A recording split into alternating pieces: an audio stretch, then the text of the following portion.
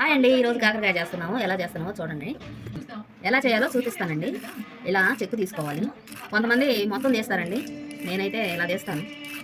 కొంతమంది అయితే అసలు తీయకుండానే చేస్తారండి. కానీ మాకు అలా నచ్చదు. ఇవన్నీ ఇలా చెక్కు తీయాలండి. చెక్కు తీసాక ఇలా కట్ చేసుకోవాలి.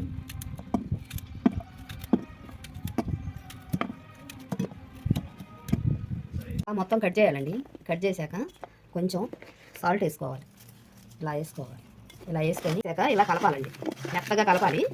కలిపితే దానిలో కాసేపు ఆగితే బాగా పసర వస్తుందండి. పసర అంటే చేదంతా పోయిద్ది. ఇలా బాగా కలిపామనుకో ఇలా వత్తాలండి.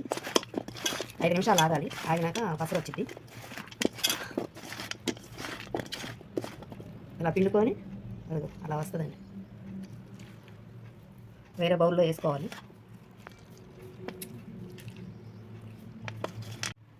అదిగోండి అలా నీట్గా పిండితే రసం అంతా వస్తుంది. ఆ రసంలో సేదంతా పోయిద్ది అనమాట.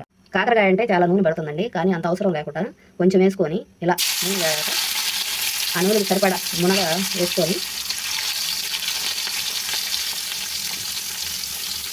అయిపోయినాక ఒకసారి అయిపోయాక మళ్ళీ ఇంకోసారి వేసుకొని మొత్తం అయిపోయినాక అలాగే చేసుకుంటే చాలా సేవ్ అవుతుందండి నూనె. ఇలా కలుపుతూ అయిపోయినాక వేపాలి.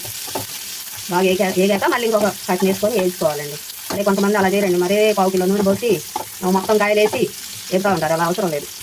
ఒక 50 గ్రాముల నూనె అయితే సరిపోతుంది. చాలామందికి ఈ ట్రిక్స్ తెలియదండి. మేమైతే ఇలాగే చేస్తాం. ఇలా బ్రౌన్ కలర్లోకి వచ్చిందాక వేపాలండి. వేస్తే మనకి నూనె బాగా సేవ్ అవుతుంది. ఇలా తీసి పక్కన పెట్టేసుకొని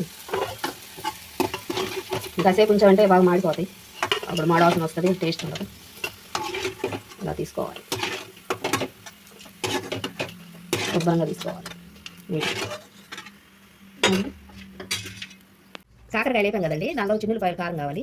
ఇలా వేపుకొని ఒలుసుకొని ఇప్పుడు కాకరకాయలు వేపాను కదండి, దానిలోకి చిన్నులపాయ కారం కావాలి.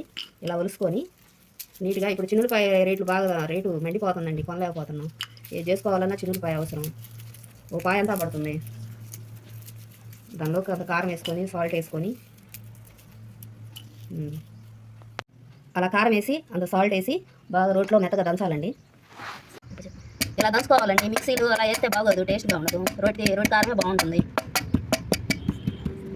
దంచాక ఇలా బౌల్లో తీసుకోవాలండి. ఇందాక పెట్టుకున్నాం కదండి, వేసుకున్నాయి ఇలా మొత్తం కలుపుకొని కారం అండి ఇలా వేసేసుకోవాలి. అందరూ కారం చేస్తారండి. ఏంటంటే ఈ మధ్య కొత్తగా యూట్యూబ్లో వచ్చాక చాలా వెరైటీలు వేసి కాకరకాయ కారం చేస్తున్నారు. కానీ అంత అవసరం లేదు. ఇదేం 4 రోజులు కడిగి 2 రోజులు కడిగి ఏమి ఉండదు. తర్వాత మెత్తబెట్టిపోతాయి, టేస్ట్ ఉండదు. కారం అంటే కారంలాగే ఉండాలండి. పొడిగా ఉంటే చాలా బాగుంటుంది. కాయలు కూడా మా చెట్టు అండి. మేము బయట ఏం పెద్ద ఏం కొనము, అన్నీ మా తోటలోనే వేసుకుంటాం. ప్లేస్ చాలా ఖాళీగా ఉంటుంది మా అమ్మది. సరే చూడండి ఎలా ఉందో. ఇదేనండి నేను చేసిన కారం. ఇలా చూడండి ఎలా ఉందో. ఇదేనండి నేను చేసిన కారం. చాలా బాగుంటుంది. ఎలా ఉందో చూడండి. ఈ వీడియో కనుక మీకు నచ్చితే లైక్ చేయండి, షేర్ చేయండి, సబ్స్క్రైబ్ చేయండి. సరే ఉంటామండి. బాయ్.